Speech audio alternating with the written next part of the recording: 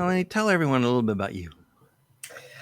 So I'm a fractional chief marketing officer for B2B businesses, and I am the one that you call when nothing works and you feel like you've worked with everyone and no one is able to generate results. The initial assumption is usually that you need to spend more, but most of the time companies don't need to spend more. They just need change. They need a fresh set of eyes to look at what's going on and see, what are we missing? Sounds good. Okay, so here's my hypothetical for the podcast, right? Yep. So today's day one of a 1 year long engagement with a brand new client. You don't really know them at all, right? They don't know you.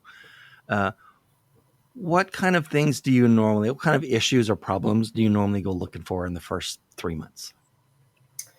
The first thing that I try to notice is what have they identified versus what haven't they?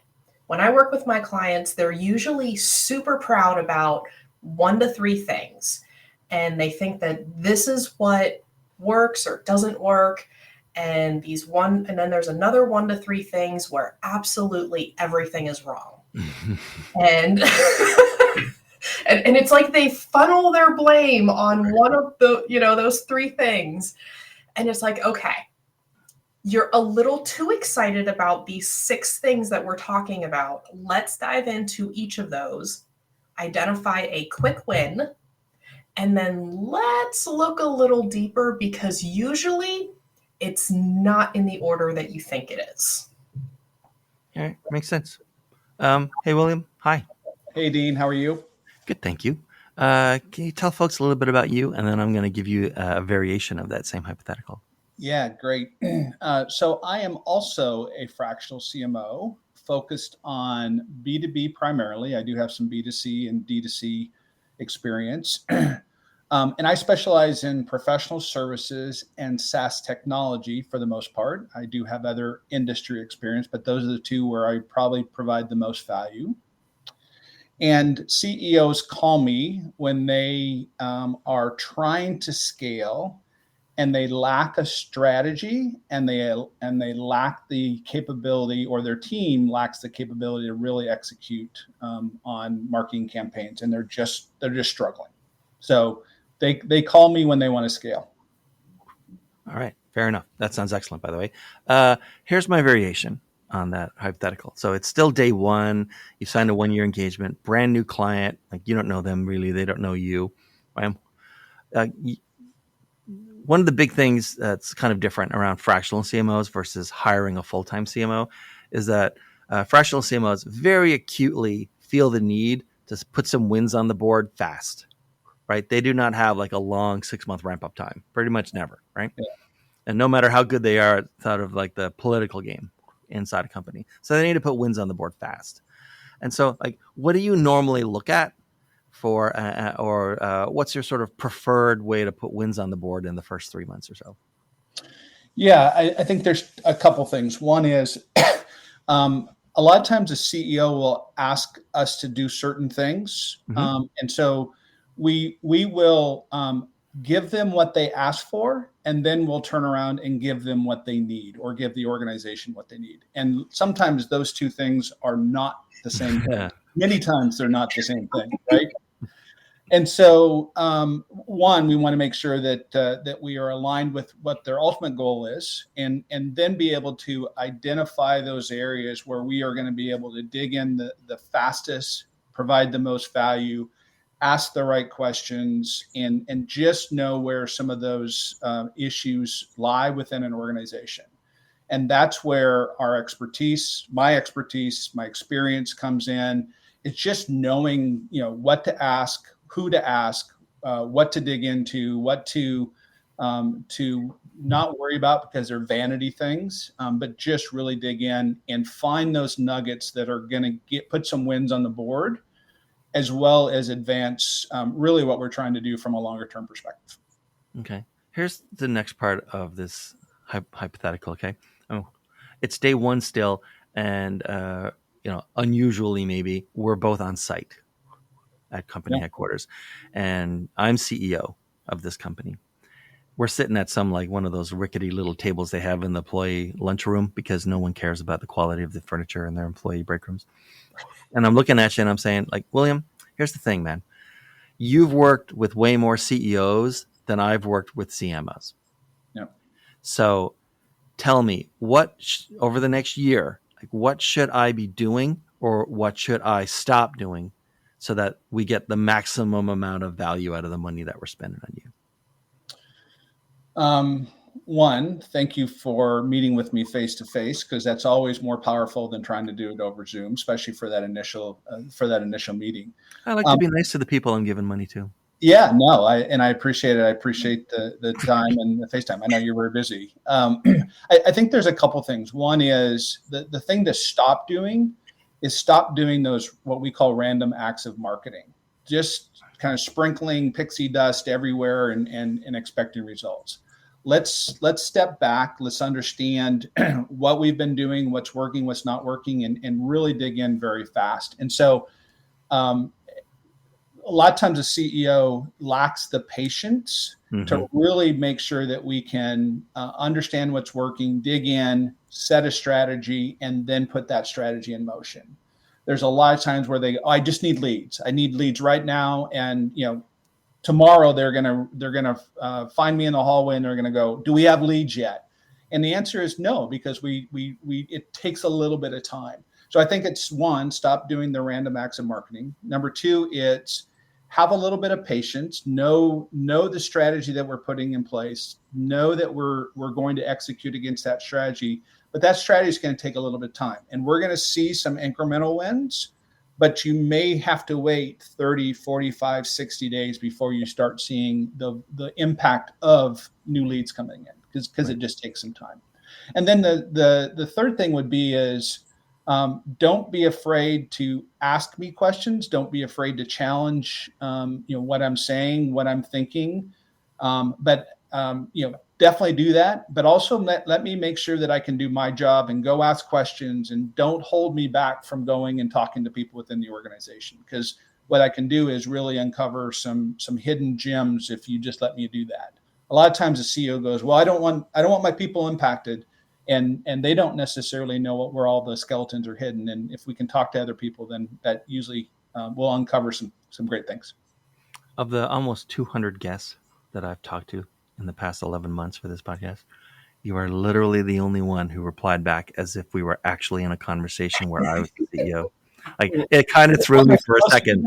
I mean, like, that's an out of the box thinker right there, bro. Like, yeah, thank you. All right. And so, Mel, I'm still that CEO, although apparently now chagrined and a little on my back foot. And so, like, and it's the same scenario, right? As CEO, you've known lots more CEOs than I've known CMOs. Mm-hmm. And undoubtedly, there are some things that I like to do or would like to keep doing, and you wish that I would not. Mm-hmm. Right? What are some examples so that I can sort of power down and go bother someone else in some other part of the company?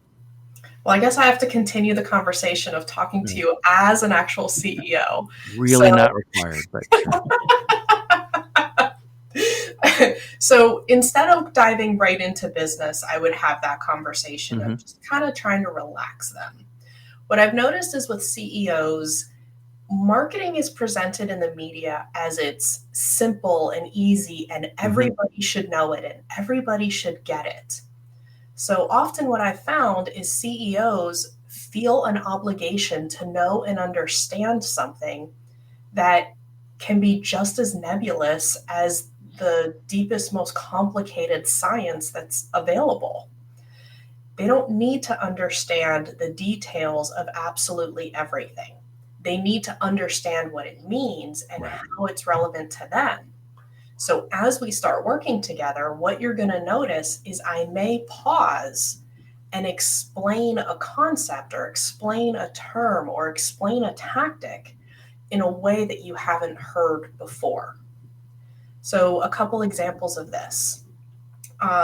A common thing I hear from CEOs when they're in the midst of frustration is, well, we post to social media X times a week. Great. I don't care. Here's why.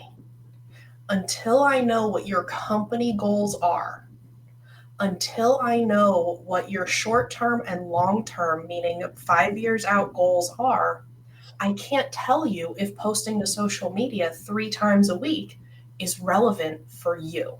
Right. So that's one example. Another one is optimizing for digital marketing, whether you want to look at it from an AI perspective, an SEO perspective. Each of those is so incredibly complicated. I don't have the expectation that you are going to fully understand every nuance of that. So there may be times where I'm going to have to give pushback on a strategy or offer a different way to help you understand why we need to take certain actions that we do to help you accomplish your company goals. The North Star, if you will, is always your company goals, Right. not the vanity metrics that we're told to track. Okay, so I'm still CEO, unfortunately, and so this is the last of I'm the CEO questions. So, Melanie, I'm still the CEO. I'm looking at the staff I have in marketing, right? It's not necessarily a very big staff, so junior, maybe some mid people. There's been supervision of that group, right? There's even been, I guess, management of that group. There's never been leadership level anybody in that group, right? And so I'm looking at that group today on your day one, and I'm thinking about what they're going to look like on your day 365. And like, what can I expect? Like, can I expect to see a change in mix between full-time and contractors, between inside and outside with agencies and that kind of stuff? Some people are going to go, other people are going to be hired, skill sets are going to change, people are going to be different. I mean, like the same people, but they're now different people. Like, what's going to be different a year from now?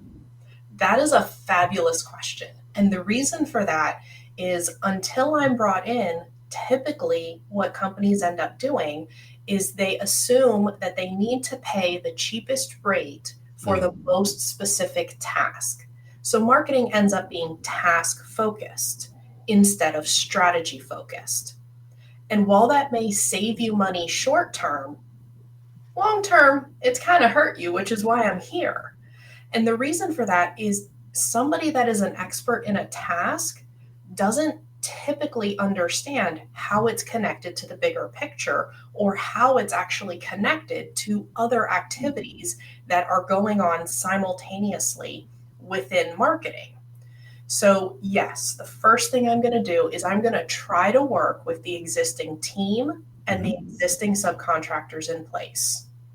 Most likely, some or even all are going to change, whether that be they're not a right fit, whether that be they're actually not doing anything. And I've been in that situation where I was brought in and had to fire an employee because I was able to prove that they had done nothing for 6 months except for copy and paste files around the G drive. And this person was getting paid. So we're going to look and see if we can work with the team that we have. If not, then we need to make an informed decision as far as if it's better to outsource versus hire. And in outsourcing, one thing I am an absolute stickler with is you have to own your data. You have to own your own brand assets. If you are looking to sell, if you are looking to scale, and you don't own your own assets and your brand, you are devaluing your company. So you have to prioritize which decision is going to help us build the valuation. Think of me as your value enhancer. And William, what do you think? How's my team going to look different a year from now? There's very few guarantees in life, Dean, but I will guarantee you that in 365 days, the team will look completely different, either in makeup of who's on the team, right, skill sets, abilities, but it's going to change, and that's good, right? Because sometimes we don't have the right butts in the right seats. Right. Sometimes we have people doing things that they're just not good at. Sometimes people have to go because they just aren't good for the organization. They might be good people, but they're not good for the organization. And I like to take the approach of understanding first and not just come in with scorched earth. I love helping to develop and mentor people, but I want to make sure that they are equally going to give their 100% to make this work. And so I want to take 2 weeks, 3 weeks, 4 weeks to really understand who the people are, what they're doing, their skill set, their capabilities, and then be able to come up with a organizational plan that either if that team is still there, they're going to look different in a sense of the jobs that they're doing or their abilities to do the job or their capabilities. But more than likely, it could be that we're going to also add some outside resources, and we're going to make sure that we're strategic in that decision. It doesn't make sense to have every marketing function performed from an in-house team. Right. There's a lot of times it makes a lot of sense to bring in some outsourced resources. It's sometimes less expensive to do that. You're going to get more bandwidth, more mind share from an agency if you pick right, and then we can just scale faster. So. Okay, so I have a fill in the blank question. My time and tenure as CEO is now done. Thank you very much. It's very successful. You're a great CEO, Dean, by the way. I love this question. There's two coming up, but I like this one because my part of it, super easy to do. Your part of it, far more expansive and difficult, possibly. But I'm just going to ask the question and you fill in the blank with whatever you want. Okay. Sure. Many clients just don't understand. Is that to me? Yeah. All right. Many clients just don't understand the complexity of good or great strategic marketing. You're going to have to go more than that. I'm still quasi CEO and I don't understand what you just said. They don't. A lot of times, and Melanie, you referred to this around there is this thought that anybody can do marketing. Marketing's easy. It's put a brand up, put a logo up. Marketing is part art, part science, part grit, and sometimes luck. And understanding what dials to turn, what levers to pull, to really build a strategy and execute against that strategy it's not rocket science, it's not brain surgery, but it isn't easy either. Yeah. And I think a lot of organizations and a lot of CEOs and executive teams think that marketing is easy. And sometimes we make it look easy, but it isn't. There's a lot of research to be done. There's a lot of trial and error. There's a lot of data analysis to understand what's happening. There's understanding who our clients are, understanding what our offerings are and how they solve the problems. And so understanding that it's more complex than what people think, thus it's going to take a little bit more time. And you need to have the right expertise and experience driving your strategy and executing your strategy. And you have to have the right people on the bus. And so I think that's just when I approach an engagement or a client and they go, well, marketing's easy. This should be really easy. You should only need 30 days to fix the problems. Right. Then that's a little bit of a red flag for me, because it means that they don't understand marketing or they don't necessarily value marketing the way they should. All right. Fair enough. And it's a good answer, by the way. Once I prompted you as CEO again. And Melanie, how about you? Like, many clients just don't understand what? I'm going to build off a lot of what William just said. I have different ways of describing it. So the way I describe it is marketing is perceived as the golden ticket, where you run around and you jump, and you carry your golden ticket, and marketing's going to work. If we just spend X thousands of dollars on this, we are guaranteed X results. No, you're not. I've landed more than a few clients who come to me because they're frustrated that they're not getting any results from paid ads online. And it's like, okay, well, if you're not getting any results from the ads that you're running, let's look at why. 97% of the time, and that's a total made up number, but I don't like to say 100%. So it's usually because of something you have complete control over. Is your landing page set up correctly? Is your site optimized? Is your website connected to your CRM? Is your CRM set up that it notifies your sales team to follow up with a prospect? If all of this is in place and your ads still don't work, it's because of the digital ad platform, and your ads are not optimized and your ads need to be tweaked. But most of the time, it's usually something inside. The CRM is not connected, the site is not optimized, the landing page is not optimized. So look at what you can control before you blame whatever is external and we don't have control over. I have another fill in the blank question for you. Sure. So there are a lot more fractional CMOs today than there were even a year ago. Yeah. More than twice as many, actually. Yes. And so imagine that 3 former full-time corporate CMOs, with like relatively long careers, have each called you and they want to have a little sit down at a Panera, which has a better table and doesn't like. And independently, they've all made the same decision in the last couple of weeks. Either they decided to leave corporate and go out on their own, or they were invited not to return to work. And so now they're out on their own. Now they want to sit down and they want you to answer or fill in the blank on this question. Okay. New fractional CMOs need to understand what? New fractional CMOs need to understand that you are running a business. I know there is a lot of debate out there about what is a fractional and defining fractional and making it industry standard. The reality is, from a legal, a tax perspective, you are a contractor. Mm-hmm. That doesn't change no matter whether you use consultant or coach or fractional. Legally, you are just a contractor. How you engage with your client does shift. And unless you understand that you are ultimately running and owning your own business and engaging with clients, you'll never be successful.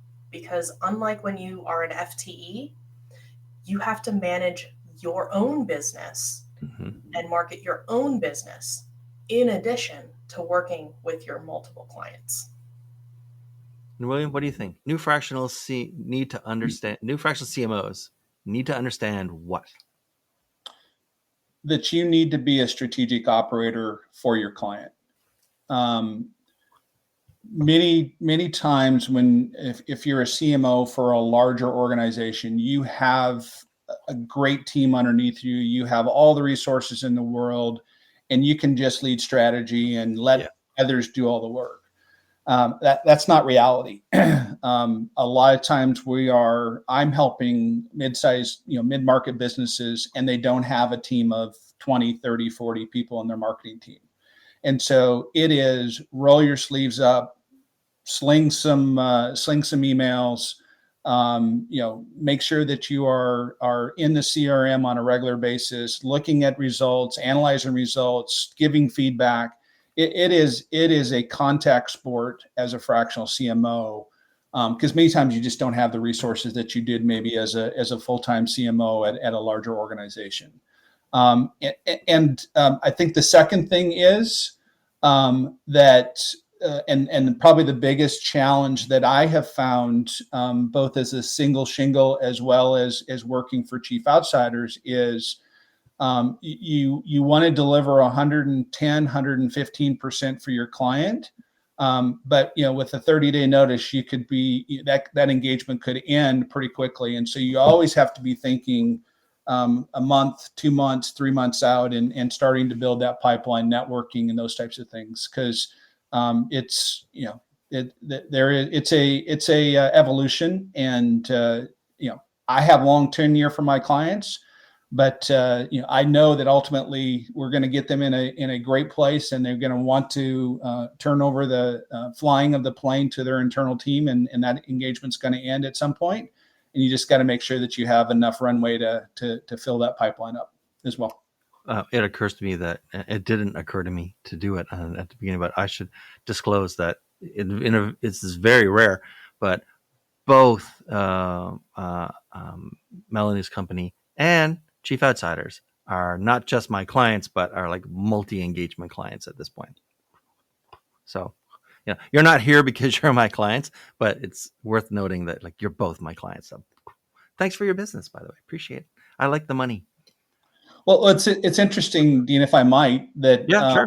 that as fractional CMOs, and this is the beauty of it, is we need to pull in the resources that will help us get the job done. And in many instances, we're going to be reaching out to people like you to maybe write copy for us or to help us through a value proposition. And so probably the third thing on your last question is making sure that you have a good arsenal of resources that you can lean on, bring into an engagement that help you out, because you cannot be, the jack of all trades on as a fractional. So, all right. Now, thank you, William, for that. So here's a question that Mel's been on one time before. Discussion didn't exist back then, but part of the fun of doing the podcast is that everybody picks their own time slot. It's always on a Thursday, but we do not curate the guest mixture, which is to say you're not both here at the same time for any reason other than chance. You both happen to pick the same time slot on the same day, which means that I end up with guests who do not know each other, have never worked together, probably don't live in the same part of the country or even have the same verticals and specialties. And so what I do is now let each of you ask the other guest any question about being a fractional CMO that you want. Literally anything. You're good to go. And there's been a lot of variety so far. So William's up. He gets first crack at it. So what question would you like to ask? Mel. Yeah, Mel, nice to meet you, by the way. Glad that we got to be on this together. What is, in your years of experience, what has been the biggest challenge at being a fractional CMO that you've faced? Oh, that's a good question, and it's nice to meet you too. And a quick follow up to the previous conversation. Yes, bringing in powerful resources like Dean can be a lifesaver, because I know I can bring him in and I can just trust that whatever he's going to do is going to work. So thank you. Probably the hardest, and it's not necessarily hard. It's more. It's almost frustrating sometimes, is the assumption that every metric is etched in stone and every metric is 100% important. There's an over reliance on metrics and an under education or an under understanding of what the metrics actually mean. So going back to digital concepts, because it's the easiest for everybody to understand, is impressions doesn't mean that your entire list of 10,000 or 100,000 have seen whatever your post is or your ad is. It simply means that it appeared on the screen of the person that is following your company. That's all it means. So when you over rely on the metrics and you don't have an understanding of what the metrics mean, it creates this misconception of the results they are actually generating. So I end up having a lot of conversations around the re-education of metrics, why they matter, when they matter, and how they matter. Thank you. And then Mel, your question for the fractional CMO that you've been randomly put in an elevator with. So my question for you is, what is your favorite part of being fractional? You said a moment ago that you've been an FTE and now you're fractional. So what's your favorite part of that? Wow, that's a great question. I was anticipating the other flip side of what's the most challenging part, but that's great. I would say, and it actually is there's a challenge to what I'm going to say here. I love learning about different types of businesses and going in and interacting and understanding their passion. A lot of times our clients are founders of businesses, and understanding what made them start that business is just so interesting to me. And then being able to help them scale, it's almost like you're helping them to live their dreams. So just getting exposed to all those different things, and seeing different types of businesses, meeting new people, all the different personalities that you deal with, which is on the challenge side of, how do you really build that trust and build that relationship quickly. But it is all the people I get to work with, all of the passion that I get to see that comes from a founder trying to make their business work, and then just helping them do that and showing and seeing success. So that's what I love about being a fractional. So, William, these days, and it's time to wind down. You guys have been fantastic on this episode, by the way. Thanks very much for this. Who should be contacting you these days, and how should they do it? Yeah. So it's really CEOs, owners, or somebody on the exec team that says, I'm stuck. I have hit a wall. I've tried different things, and I need some help. I'm not sure exactly what I need, but I need help. And it's time to bring in somebody that might be able to help us turn this thing around. And so that, and the signs of that are you're flat on growth. You've tried 10 different things and none of them have worked. Right. You look at your organization, you go, we just don't have the firepower that we need here. We need some different brain power in. We need somebody coming in to look at this differently. And let's just have a conversation. And so there's two ways to reach me. One is you see on the screen here, my LinkedIn contact information, but I work for a company called Chief Outsiders. And you can reach us at chiefoutsiders.com. Go to the fractional executives section of our website and type in my name, and you'll see my profile, and you can connect with me there as well.